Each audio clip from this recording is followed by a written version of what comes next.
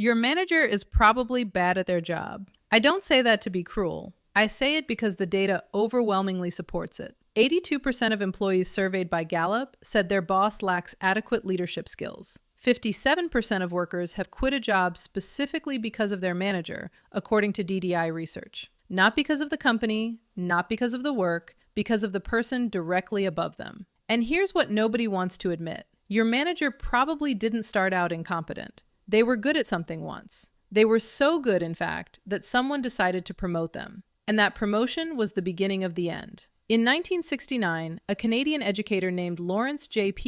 wrote a book that was supposed to be satire. It was called The Peter Principle, and it proposed something that sounded absurd at the time. The idea was simple. In any hierarchy, every employee tends to rise to their level of incompetence. You started a job, you're good at it, so you get promoted. You work hard, you figure out the new job, you get good at that one too. So what happens next? Another promotion. This cycle continues. Competence leads to promotion, which leads to a harder job, which leads to more competence if you can handle it, which leads to another promotion. Until eventually, you land in a role you can't handle. The skills don't transfer. The pressure is too high. The nature of the work is fundamentally different from anything you've done before. And at that point, the promotions stop. Not because you've hit some ceiling of organizational hierarchy, because you've stopped performing well enough to justify another elevation. Here's where it gets dark. Once you reach that level of struggle, you don't usually get fired. You just hang there. You become what Peter called a final placement. You spend the rest of your career stressed, underperforming,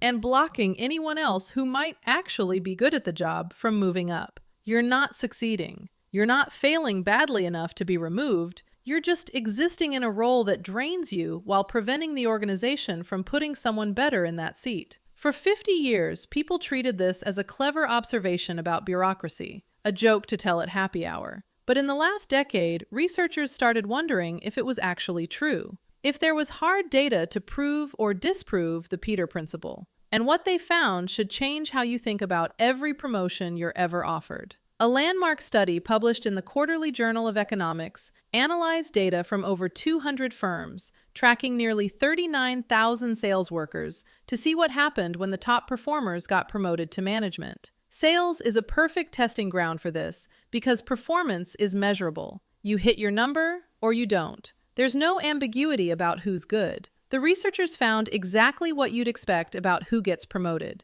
The single strongest predictor of whether a salesperson became a manager was their sales volume. High performers rose. Low performers stayed put. The system was working as designed. But then they looked at what happened to the teams those new managers took over, and the data was devastating. The better a person was at selling, the worse they were at managing. There was actually a negative correlation. The superstar salespeople, when promoted, led teams that performed worse than teams led by average salespeople who had been promoted. Not slightly worse, measurably, significantly worse. The researchers dug into why this happened. Selling is a lone wolf activity. It rewards aggression, individual focus, self-reliance, and yes, a certain amount of selfishness. The best salespeople are often obsessed with their own numbers, their own pipeline, their own commission check. That intensity is exactly what makes them excellent at sales. But management requires the opposite: collaboration,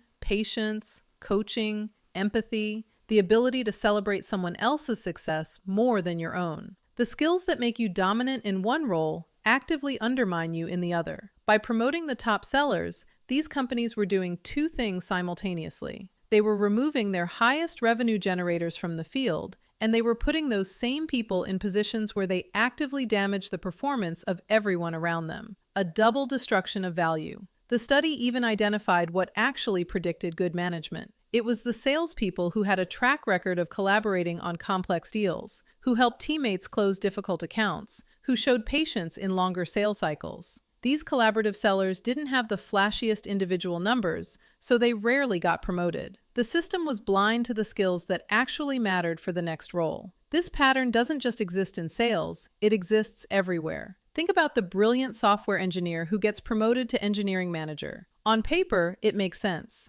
They write cleaner code than anyone. They solve architectural problems in their sleep. They're a technical wizard. Naturally, the company wants to reward them, so they make them the boss. But the job of an engineering manager isn't writing code, It's managing people. It's resolving conflicts between developers. It's sitting in budget meetings and playing politics with the product team. It's writing performance reviews and delivering difficult feedback. These are soft skills. They require empathy, diplomacy, and administrative tolerance. A brilliant engineer might have zero aptitude for any of that. Suddenly, the company has lost its best coder and gained a mediocre manager. The team performs worse because the leader doesn't know how to coach or communicate. The former star performer is miserable because they hate spending 6 hours a day in meetings. And everyone pretends this was a good decision because the alternative, admitting we promoted the wrong person, feels too uncomfortable to say out loud. 60% of new managers fail within the first 24 months,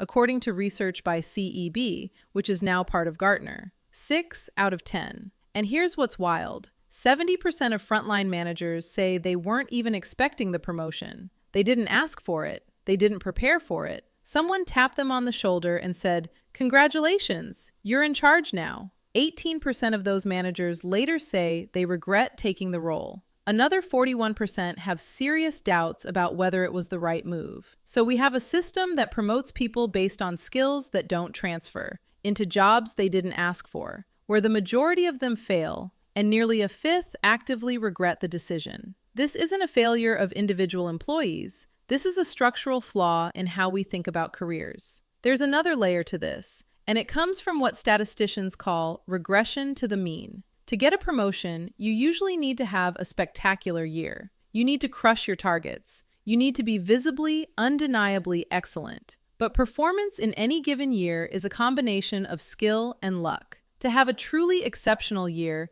you probably had both. The skill was real, but so was a run of good fortune. Maybe the market was hot. Maybe you landed a whale client. Maybe your biggest competitor went bankrupt. When you get promoted based on that peak year, something predictable happens. Your performance in the following period drifts back toward your actual average. The lucky streak ends. The market cools. The whale was a one-time event. You regress to the mean. But now you're in a harder job, with higher expectations, and the natural statistical correction looks like incompetence to everyone watching. Most people picture their career as a ladder. You start at the bottom and climb. Each rung is better than the one before. The only direction is up. I want you to delete that image from your mind. It's dangerous. Instead, picture a graph. On the vertical axis is your competence, meaning how good you actually are at your job, how comfortable you feel, how much value you create. On the horizontal axis is job level, from entry positions on the left to senior leadership on the right. For most people, that line doesn't go up forever. It creates a specific shape.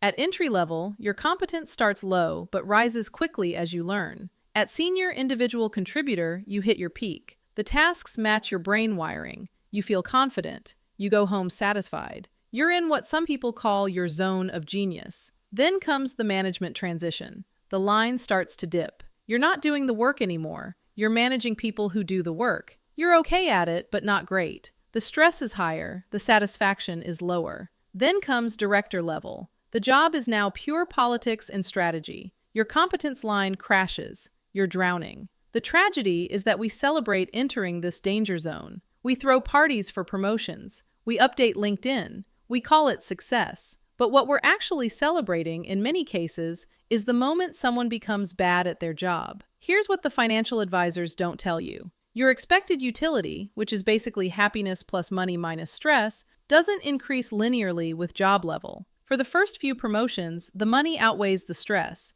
Utility goes up. But there's a tipping point. For many people, that tipping point is senior individual contributor. Beyond that, the extra 20% in salary comes with a 50% increase in stress, a dramatic increase in meeting time, a decrease in doing the work you actually love, and a meaningful probability of failure. That's negative expected value. A rational investor would never take that trade. Yet we take it in our careers constantly because we've been conditioned to believe that up is the only direction worth going. Here's something that surprises people. In many industries, especially technology, senior individual contributors now earn as much or more than their manager counterparts. Staff engineers and principal engineers at major tech companies routinely earn $400,000 or more in total compensation. According to recent data, staff-level engineers at competitive companies earn 15 to 25% more than engineering managers at the same level. They have less administrative overhead.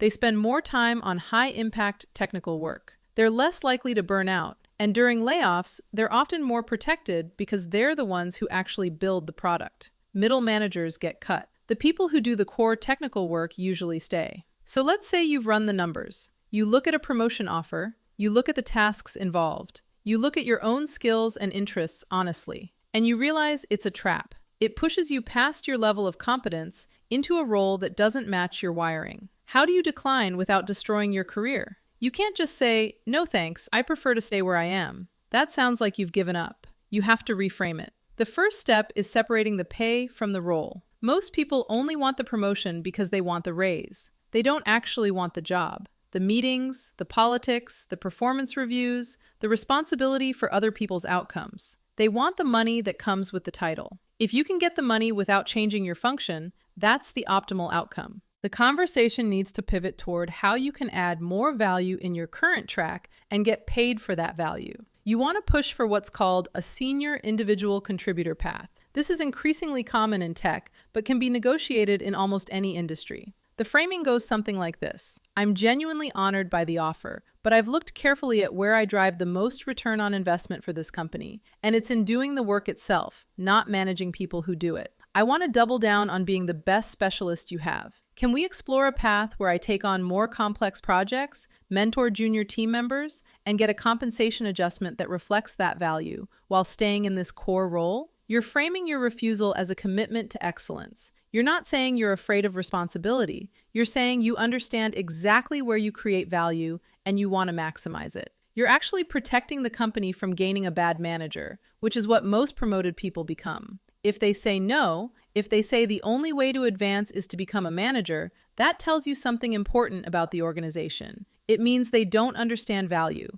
It means they're still operating on the 1950s assumption that career success has only one shape. And that might be a signal to start looking for a company that does understand. Here's what most people don't realize. Declining a promotion can actually be a power move. It signals confidence. It says you know exactly what you're good at and you're not chasing titles to validate your worth. The people who desperately grab every promotion often end up stressed, struggling, and expendable. The person who stays in their zone of genius, who becomes the absolute best at the core technical work, who everyone relies on because nobody else can do what they do, that person is bulletproof. And there's a deeper psychological benefit that rarely gets discussed. When you're operating at your level of competence, you experience what psychologists call flow more regularly.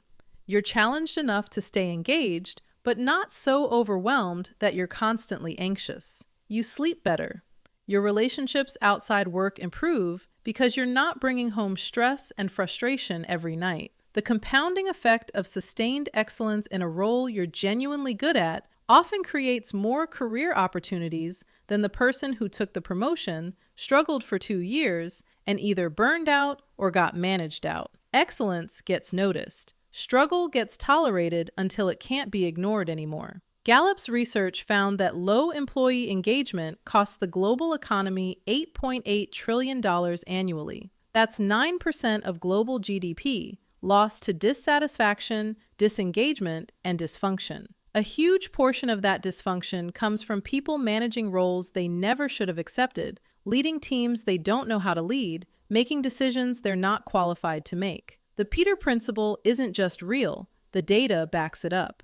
The sales study proves the mechanism. The regression to the mean explains the statistics. The 60% failure rate of new managers confirms the outcome. If you blindly say yes to every opportunity, you will eventually find yourself in a room you don't understand, doing work you hate, waiting to either burn out or get fired. The smartest person in the room isn't always the CEO. It's not always the director or the vice president. Sometimes the smartest person is the one who climbed to the exact height where they were happiest and most effective, and then had the discipline to stop climbing. They maximized their utility, not their title. They optimized for satisfaction and impact, not for LinkedIn profile upgrades. That is how you actually win the career game. Because the goal isn't to reach the highest possible level. The goal is to find the level where you do your best work, where you feel most alive, where you create the most value, and where you go home at night without dreading the next morning. For some people, that's the C-suite. For most people, it's not.